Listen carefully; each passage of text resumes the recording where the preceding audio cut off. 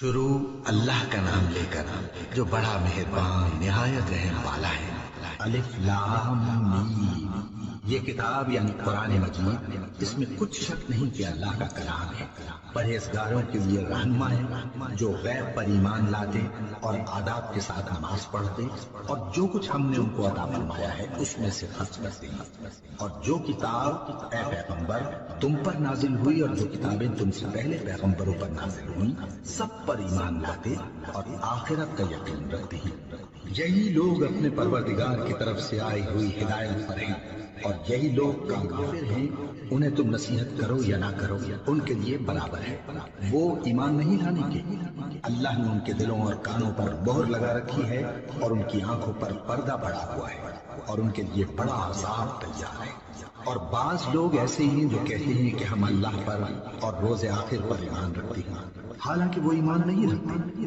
یہ اپنے خیال میں اللہ کو اور مومنوں کو دھوکہ دیتے ہیں، مگر حقیقت میں اپنے سوا کسی کو دھوکہ نہیں دیتے اور اس سے بے خبر ہے۔ ان کے دلوں میں کفر کا مرض تھا، اللہ نے ان کا مرض اور زیادہ کر دیا، اور ان کے جھوٹ بولنے کے سبب ان کو دکھ دینے والا عذاب ہوگا۔ اور جب ان سے کہا جاتا ہے کہ زمین میں فساد نہ ڈالو تو کہتے ہیں کہ ہم تو اصلاح کرنے والے ہیں، دیکھو یہ بلا شبہ مفسد ہے لیکن خبر نہیں رکھتے۔ اور جب ان سے کہا جاتا ہے کہ جس طرح اور لوگ ایمان لے آئے تم بھی ایمان لے آؤ تو کہتے ہیں بھلا جس طرح بے وقوف ایمان لے آئے ہیں اسی طرح ہم بھی ایمان لے آئے۔ سن لو کہ یہی بے وقوف ہیں لیکن نہیں جانتے۔ اور یہ لوگ جب مومنوں سے ملتے ہیں تو کہتے ہیں کہ ہم ایمان لے آئے ہیں، اور جب اپنے شیطانوں میں جاتے ہیں تو ان سے کہتے ہیں کہ ہم تمہارے ساتھ ہیں، اور مسلمانوں سے تو ہم ہنسی کیا کرتے ہیں۔ ان منافقوں سے اللہ ہنسی کرتا ہے اور انہیں مہلت دیا جاتا ہے کہ شرارت و سرکشی میں سڑے بہک رہے ہیں۔ یہ وہ لوگ ہیں جنہوں نے ہدایت چھوڑ کر گمراہی خریدی، تو نہ تو ان کی تجارت ہی نے کچھ نفع دیا اور نہ یہ ہدایت یاب ہی ہوئی۔ ان کی مثال اس شخص کی سی ہے جس نے شب تاریک میں آگ جلائی، جب آگ نے اس کے ارد گرد کی چیزیں روشن کی تو اللہ نے ان لوگوں کی روشنی زائل کر دی اور ان کو اندھیروں میں چھوڑ دیا کہ کچھ نہیں دیکھتے۔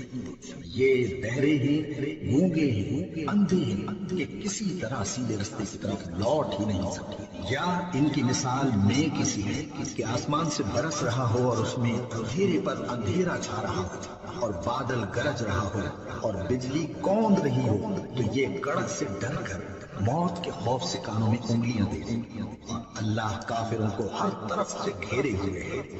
قریب ہے کہ بجلی کی چمک ان کی آنکھوں کی بصارت کو اچک لے جائے۔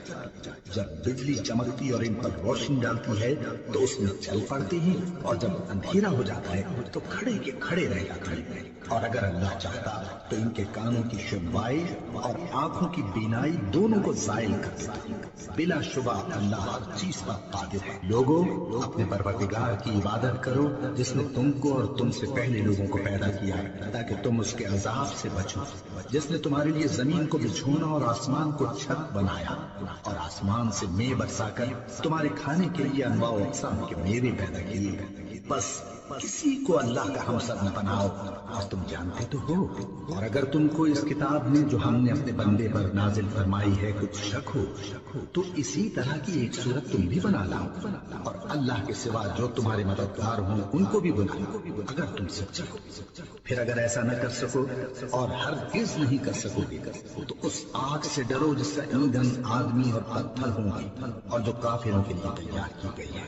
اور جو لوگ ایمان لائے اور نیک عمل کرتے رہے ان کو خوشخبری سنا دو کہ ان کے لیے نعمت کے باغ ہیں جن کے نیچے نہریں بہہ رہی ہیں۔ جب انہیں ان میں سے کسی قسم کا میوہ کھانے کو دیا جائے گا تو کہیں گے یہ تو وہی ہے جو ہم کو پہلے دیا گیا تھا، اور ان کو ایک دوسرے کے ہم شکل میوے دیے جائیں گے، اور وہاں ان کے لیے پاک بیویاں ہوں گی اور وہ بہشتوں میں ہمیشہ رہیں گے۔ اللہ اس بات سے آر نہیں کرتا کہ مچھر یا اس سے بڑھ کر کسی چیز مثلا مکھی مکڑی وغیرہ کی مثال بیان فرمائے۔